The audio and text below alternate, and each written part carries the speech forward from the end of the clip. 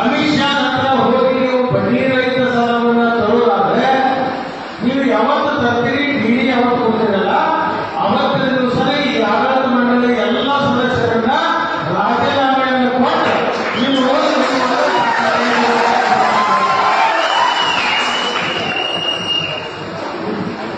ನೀವು ಸುಳ್ಳು ಬಡ್ಡಿ ನಾವು ಅಮಿತ್ ಶಾ ಹತ್ರ ಹೋಗಿ ನಾನು ಮುಖ್ಯಮಂತ್ರಿಯಿಂದ ನಾನು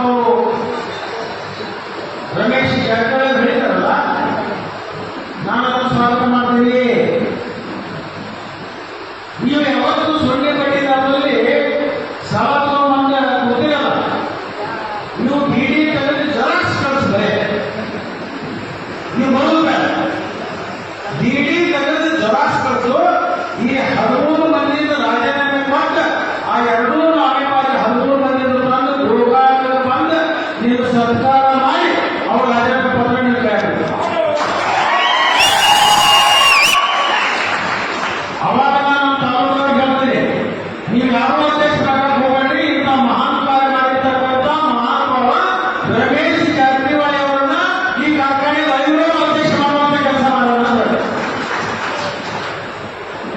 ಬಡ್ಡಿ ರಹಿತ ಸಾಲ ಮಾಡಿ ನಾನು